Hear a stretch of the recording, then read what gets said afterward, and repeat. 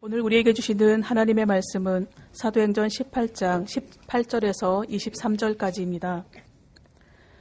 바울은 더 여러 날 머물다가 형제들과 작별하고 배 타고 수리아로 떠나갈새 브리스길라와 아굴라도 함께 가더라. 바울이 일찍이 서원이 있었으므로 갱그라야에서 머리를 깎았더라. 에베소에 와서 그들을 거기 머물게 하고 자기는 회당에 들어가서 유대인들과 변론하니 여러 사람이 더 오래 있기를 청하되 허락하지 아니하고 작별하여 이르되 만일 하나님의 뜻이면 너희에게 돌아오리라 하고 배를 타고 에베소를 떠나 가이사라에 상륙하여 올라가 교회의 안부를 물은 후에 안디옥으로 내려가서 얼마 있다가 떠나 갈라디아와 부르기아 땅을 차례로 다니며 모든 제자를 굳건하게 하니라. 아멘. 저는 택시를 타게 되면 반드시 택시 기사에게 체감 경기와 세상 돌아가는 이야기를 묻습니다. 저와 다른 삶의 자리에 있는 택시 기사와의 대화를 통해서 우리 사회에 대한 이해와 인식의 폭을 더 깊게 하고 넓게 하기 위함입니다. 한 달여 전에 제가 탔던 택시의 기사는 정부와 사회에 대해서 극도의 반감을 가지고 있었습니다. 과격하면서도 급진적인 그분의 말 가운데에는 듣기에 민망한 내용이 참 많았습니다. 그러나 그분 역시 우리 사회를 구성하는 구성원의 일원이기에 저는 합정동에서 목적지인 광화문에 이르기까지 그분의 말을 경청했습니다. 그리고 한 달여가 지난 지금까지 제 마음속에 사라지지 않고 아로새겨져 있는 그분의 질문이 있습니다. 온 세상이 돈 하는데 대체 인간이 얼마를 가지면 만족하겠느냐는 것이었습니다. 도대체 인간이 얼마나 많은 돈을 가지면 이만하면 이제 족하다고 스스로 만족할 수 있겠습니까? 그 택시기사의 질문은 작년에 우리나라를 방문했던 제프리 이멀트 제너럴 일렉트릭 회장의 강연 내용을 상기시켜 주었습니다. 작년 10월 24일 아침 7시 이른 시간인데도 대한민국의 네로라 하는 기업인 850명이 남산에 있는 하얏트 그랜드 호텔 그랜드 볼룸에 모여들었습니다. 제프리 이멀트 회장의 강연을 듣기 위함이었습니다. 이멀트 회장은 오늘날 기업이 당면하고 있는 문제로 날로 심화되고 있는 대기업과 중소기업의 격차, 기업의 사회적인 책임, 공정한 시장경제 구축 등으로 지적하면서 그 모든 문제를 해결할 수 있는 해답은 성장이라고 강조했습니다. 기업의 금융, 재정, 공정성을 총망라해서 오늘날 기업이 직면하고 있는 모든 문제를 해결할 수 있는 해결책은 오직 성장만이 해답이라는 것이었습니다. 제프리 이멀트 회장은 조그마한 중소기업의 사주가 아닙니다. 세계적인 제너럴 일렉트릭의 최고 경영자입니다. 1876년 발명왕 토머스 에디슨에 의해서 설립되었던 제너럴 일렉트릭사는 1896년에 미국 다우존스 산업지수 출범 당시에 포함되었던 기업 가운데에 118년이 지난 오늘날까지 남아있는 세계 유일의 기업입니다. 2012년을 기준으로 연 매출이 156조 1140억 원, 순수익만 18조 원이었습니다. 지사는 세계 거의 모든 나라 수와 맞먹는 160개국에 진출해 있고 직원 수는 우리나라 국내 직원 1,400명을 포함해서 30만 명이 넘습니다. 한마디로 제너럴 일렉트릭은 현재 전 세계 모든 기업 가운데에 8번째로 큰 슈퍼 공룡 기업입니다. 그리고 제프리 이멀트 회장의 작년 1년간의 연봉은 2,820만 달러, 우리 돈으로 300억 원이 넘었습니다. 그런데도 제프리 이멀트 회장은 오늘날 기업이 당면하고 있는 모든 문제를 해결할 수 있는 해답을 인간의 내적 성찰을 통한 인생관과 가치관의 전환에서 찾지 않고 오직 성장만이 해답이라고 역설했습니다. 더 많은 돈을 벌기만 하면, 우리에게 더 많은 수입이 있기만 하면 정말 모든 문제를 다 해소할 수 있는 것처럼 말입니다. 과연 그렇습니까? 오늘날 우리 사회에 낱마처럼 읽혀 있는 모든 문제가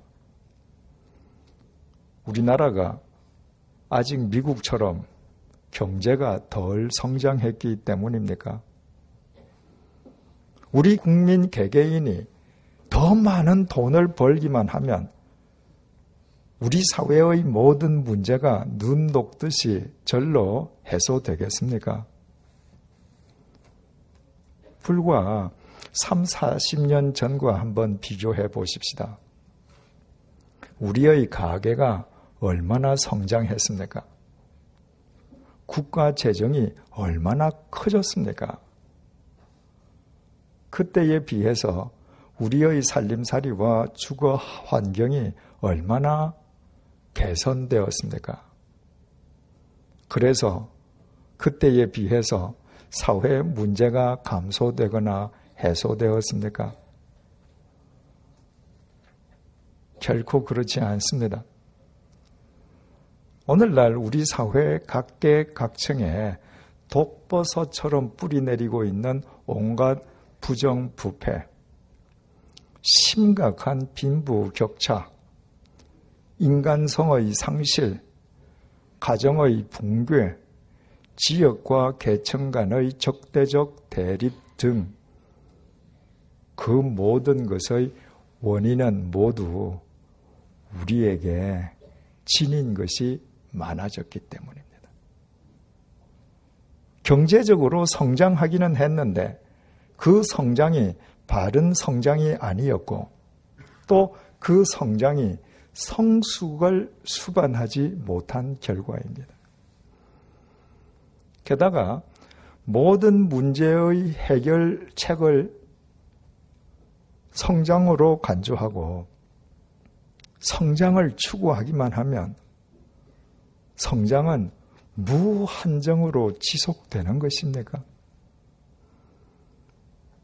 우리가 살고 있는 이 지구라는 공간과 그 속에 있는 자원이 지극히 한정되어 있는데 과연 무한정한 성장이 가능할 수 있겠습니까? 오히려 인간이 더 많이 소유하려 하고 무한정한 성장을 추구하려는 인간의 욕망과 욕망이 맞부딪힐 때 인간은 어리석게도 전쟁을 통해서 더 많은 것을 상실해왔다는 것이 역사의 냉혹한 교훈이지 않습니까? 인간 탐구와 인간의 내적 성찰 없는 경제 성장, 성장 그 자체가 목적이 된 성장은 결코 해답일 수 없습니다. 그것은 인간과 인간 관계를 피폐화시키고 결국엔 우리 사회를 근본적으로 몰락시키고 맙니다. 우리 자신과 우리 사회를 굳건하게 붙들어주고 세워주는 것은 결단코 그런 것이 아님을 오늘의 본문도 우리에게 재확인시켜주고 있습니다.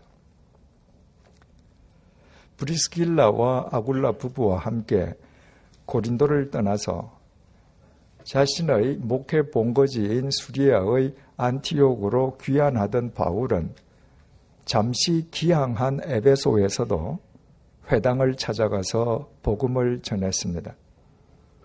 바울로부터 생전 처음으로 복음을 전해받은 에베소 사람들은 바울에게 자신들과 좀 더 오래도록 머물면서 계속 복음을 전해주기를 요청했습니다. 그러나 일단 수리아의 안티옥으로 귀환하기로 한 바울은 자기가 에베소를 재방문하기까지 자기 대신에 브리스길라와 아굴라 부부를 에베소에 머물게 했습니다. 지난 시간에 말씀드린 것처럼 천막 제조업자였던 브리스길라와 아굴라 부부가 주님의 섭리 속에서 에베소 최초의 교회의 첫 번째 구심점이 된 것이었습니다. 21절 하반절에서 22절을 보시겠습니다. 배를 타고 에베소를 떠나 가이사랴에 상륙하여 올라가 교회의 안부를 물은 후에 안티옥으로 내려가서 배를 타고 에베소를 출발한 바울은 예루살렘의 외향이라 할 수 있는 가이사랴에 도착했습니다.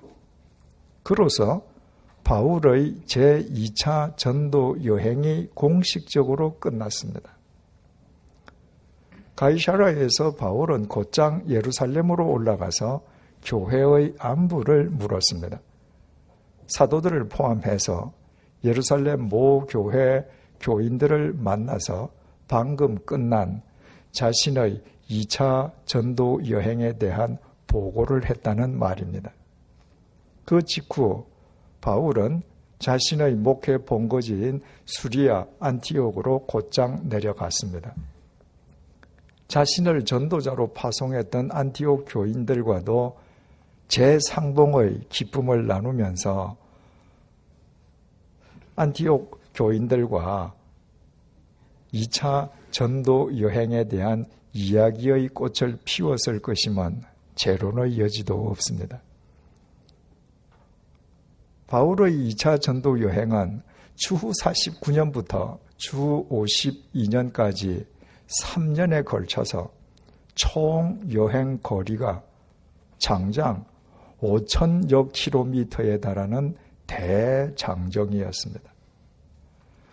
그 대장정과 관련해서 바울에게 예루살렘 교회 교인들과 안디옥 교회 교인들과 함께 나눌 믿음의 스토리가 얼마나 많았겠습니까?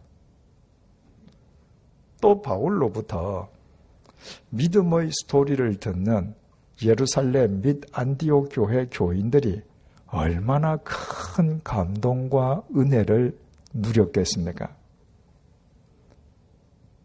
인생은 각자 자신의 스토리를 엮어가는 것입니다. 사람마다 차이가 있다면 단지 어떤 스토리를 엮어가느냐는 것입니다. 그리스도인은 두말할 것도 없이 주님 안에서 바울처럼 믿음의 스토리를 엮어가는 사람입니다. 여러분은 지난 일주일 동안, 지난 한 달 동안, 지난 1년 동안 어떤 스토리를 엮어오셨습니까? 돈을 벌고 출세하고 성공하고 욕망을 성취하고 쾌락을 뒤쫓는 데에는 일가견을 이루며 누구 못지않는 스토리를 엮어왔는데 주님 안에서 엮은 믿음의 스토리는 단 몇 줄도 되지 않는 것은 아닙니까? 오랫동안 부귀영화와 쾌락의 스토리만 탐닉했던 솔로몬이 헛되고 헛되며 헛되고 헛되고 모든 것이 헛되다고 한탄했듯이 믿음의 스토리가 아닌 모든 인생 스토리는 아무리 화려하고 두터워 보여도 주님 앞에서는 한순간에 사라지는 물거품처럼 무의미할 뿐입니다. 23절 상반절을 보시겠습니다. 얼마 있다가 떠나 자신의 목회지인 수리아 안티옥으로 귀환한 바울은 정확한 기간은 알 수 없지만 일정한 기간이 지난 뒤에 다시 안티옥을 떠났습니다. 향후 6년에 걸쳐 이루어진 3차 전도 여행을 시작하기 위함이었습니다. 바울의 1차, 2차, 3차 전도 여행, 즉 3번에 걸친 바울의 전도 여행은 모두 그의 목회 본거지였던 수리아의 안티옥에서 시작되었지만 그러나 그의 3차 전도 여행에는 앞선 2번의 전도 여행과는 근본적인 차이점이 있었습니다. 본문에서 안티옥을 떠나서 3차 전도 여행을 시작한 바울은 3차 전도 여행이 끝났는데도 살아생전에 그의 목회 본거지인 안티옥에 다시는 되돌아오지 못했습니다. 사도 바울도 안티옥 교회 교인들도 본문 이후에는 이 땅에서 다시는 서로 만나지 못한 것입니다. 3차 전도 여행을 끝낸 바울이 예루살렘에서 유대인들의 고발로 가이사라의 감옥에 갇혔다가 로마로 압송되어 그곳에서 참수형을 당해 죽었기 때문입니다. 이를테면 본문에서 사도 바울과 안티옥 교회 교인들의 작별이 그만 이 땅에서 영원한 이별이 되고 말았습니다. 안티옥 교회 교인들은 3차 전도 여행을 떠나는 바울을 배웅하면서 1차, 2차 전도 여행 때처럼 언젠가는 바울로부터 3차 전도 여행에 대해서도 감동적인 믿음의 스토리를 듣게 되리라는 벅찬 기대감에 차 있었을 것입니다. 그러나 그들의 바람과는 달리 안티옥 교인들은 그들이 그토록 사랑하던 바울의 모습을, 그의 이야기를 그들의 생애에 다시는 볼 수도 들을 수도 없었습니다. 우리가 사랑하는 사람을 아무리 보고 싶어도 다시는 볼 수 없고, 사랑하는 사람과 밤을 지새우면서 이야기를 나누고 싶어도 단 한마디도 나눌 수 없는 순간은 반드시 찾아옵니다. 그 순간은 아무 예고도 없이 불현듯이 찾아옵니다. 우리가 사랑해야 할 사람을, 그 사람이 우리 눈앞에 있을 때, 이야기를 나눌 수 있을 때, 지금 사랑해야 할 이유가 여기에 있습니다.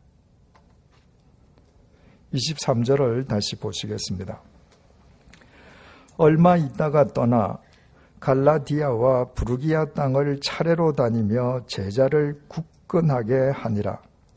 수리아의 안티옥을 떠나서 3차 전도 여행을 시작한 바울은 먼저 갈라디아와 부르기아 지역을 다니면서 1, 2차 전도 여행을 통해 자신으로부터 복음을 영접한 주님의 제자들, 즉 그리스도인들을 굳게 해 주었습니다. 그들의 삶을 더욱 굳건하게 붙들어주고 세워주었다는 의미입니다.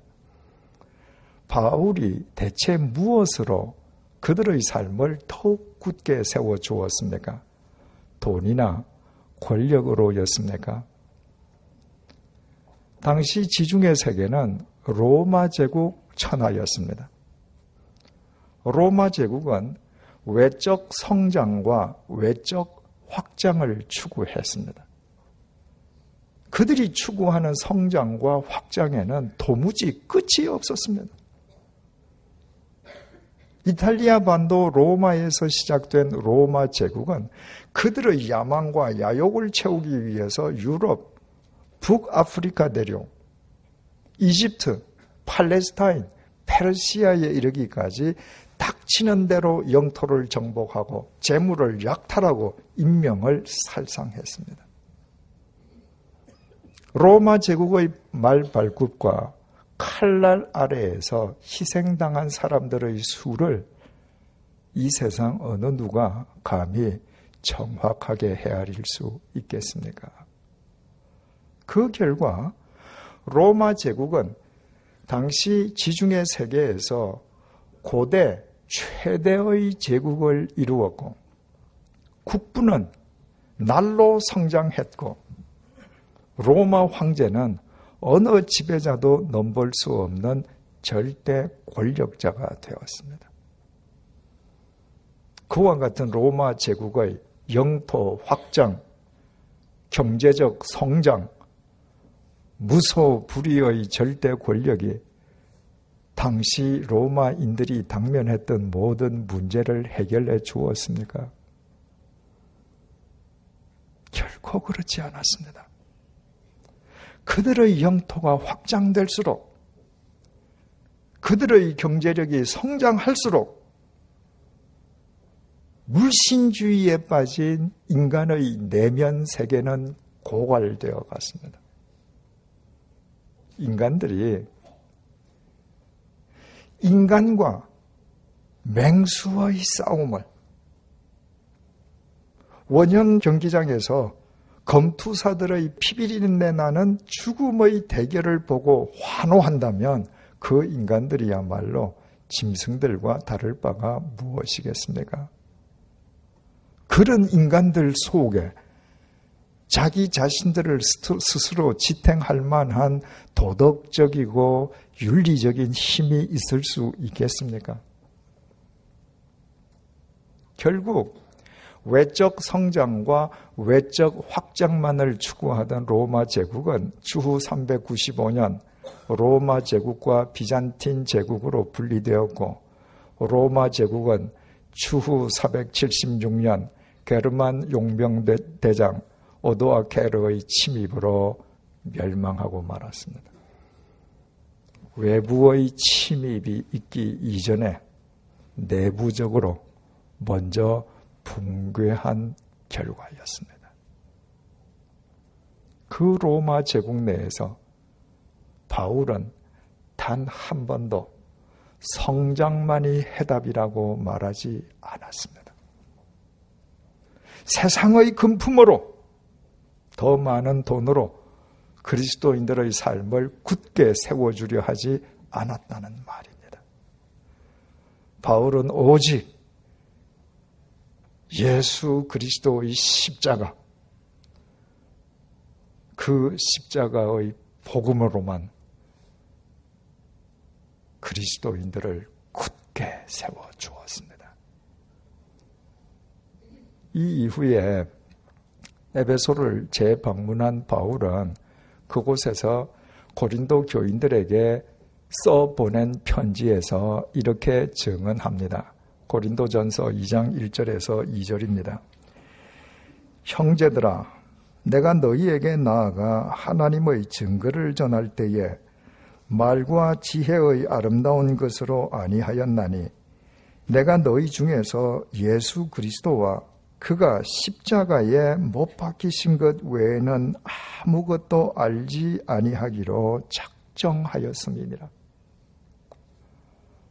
바울의 관심은 언제나 예수 그리스도의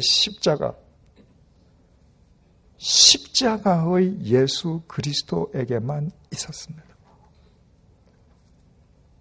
인간을 살리시기 위해 제물로 돌아가셨다가 죽음을 깨뜨리고 부활하신 예수 그리스도의 십자가, 그 십자가의 복음만이 물신주의에 빠져 허물어져가는 우리를 죽음을 뛰어넘어 영원토록 굳건하게 세워줄 수 있는 유일한 해답이기 때문입니다. 결단코 속지 마십시다. 성숙이 수반되지 않는 성장, 영원한 진리를 외면한 성장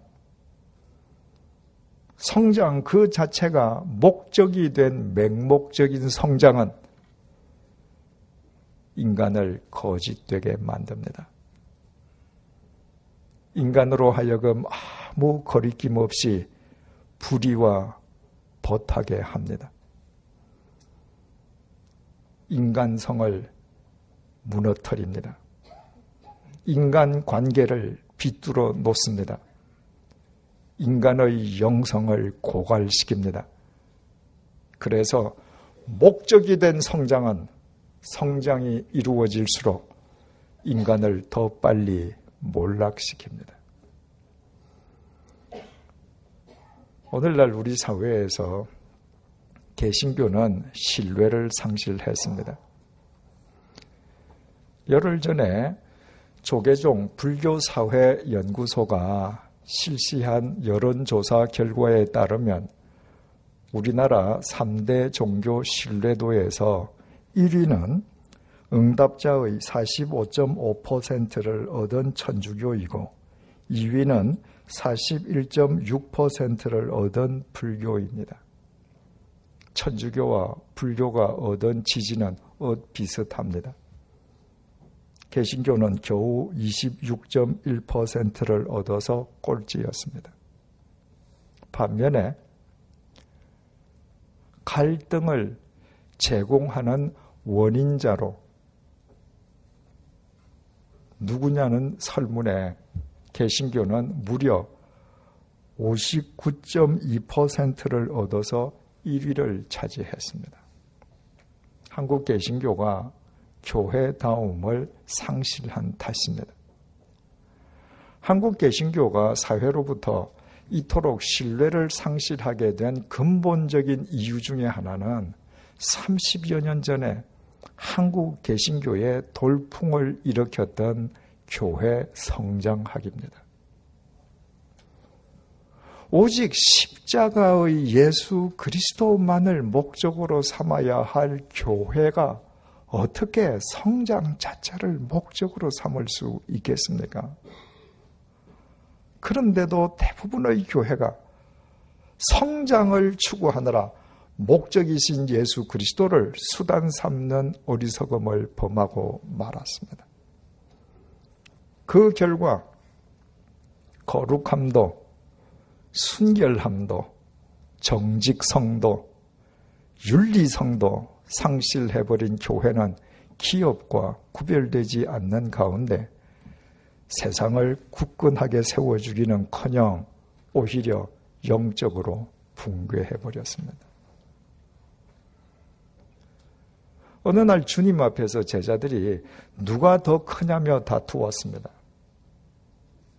제자들 역시 성장 제일주의에 빠져 있었던 것입니다.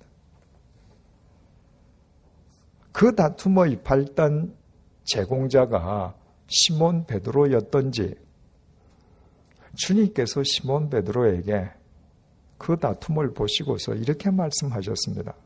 누가복음 22장 31절에서 32절입니다. 시몬아 시몬아 보라, 사탄이 너희를 밀가부르듯 하려고 요구하였으나 그러나 내가 너를 위하여 네 믿음이 떨어지지 않기를 기도하였노니 너는 돌이킨 후에 내 형제를 굳게 하라. 주님께서는 성장 제일주의에 빠져서 누가 더 크냐고 다투는 제자들의 다툼을 사탄의 농간으로 보셨습니다. 성장을 목적으로 삼는 순간부터 물신주의에 빠지지 않을 수 없기 때문입니다. 그리고 베드로를 위해 기도하신 주님께서는 베드로에게 너는 먼저 돌이킨 후에 내 형제를 굳게 하라고 명령하셨습니다. 이 순서가 중요합니다. 먼저 자신이 돌이켜야 형제를 굳게 세워줄 수 있습니다. 다시 말씀드려서 맹목적인 성장의 노예 상태에서 벗어나 십자가의 예수 그리스도를 향해 확실하게 돌아선 사람만 자기 자신은 물론이요 주위 사람을 영원한 십자가의 복음 위에 굳게 세워주는 주님의 통로로 쓰임받을 수 있습니다. 어떤 경우에도 성숙을 수반하지 않는 성장, 복음과 무관한 성장은 우리의 해답일 수 없습니다. 우리의 해답은 아무리 세월이 흘러도 우리의 죄값을 대신 치러주시기 위해 제물되셨다가 죽음을 깨뜨리고 부활하신 예수 그리스도의 십자가, 그 십자가의 복음뿐입니다. 이 시간 우리 모두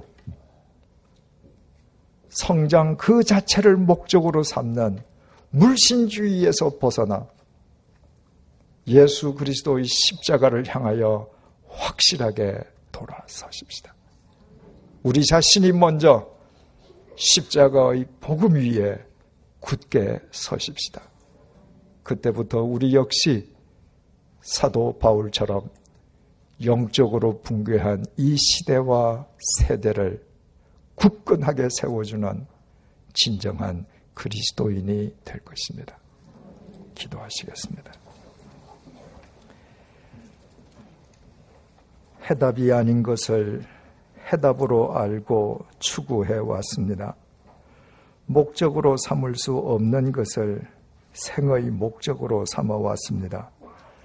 그래서 예전에 비하여 가게는 커졌지만 경제적으로는 성장했지만 정작 돈으로는 살 수도 없는 소중한 것들을 모두 잃어버렸고 영적으로는 피폐해지고 말았습니다. 그럼에도 우리를 어리석다 외면하시지 않고 오늘도 주님께서 말씀으로 찾아오셔서 십자가의 예수 그리스도만 우리의 해답이심을 다시 일깨워 주셔서 감사합니다.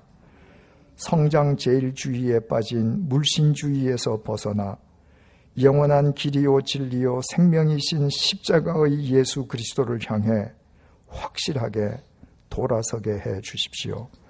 십자가의 보혈을 의지하여 내가 먼저 십자가의 복음 위에 굳게 서게 해 주십시오. 사랑해야 할 사람이 눈앞에 있을 때 복음 안에서 지금 사랑하면서 소멸하거나 바래지 않는 믿음의 스토리를 엮어가게 해 주십시오. 그리하여 우리 모두 영적으로 붕괴한 이 시대와 세대를 굳건하게 세우는 주님의 손과 발이 되게 해 주십시오. 예수님의 이름으로 기도드립니다. 아멘.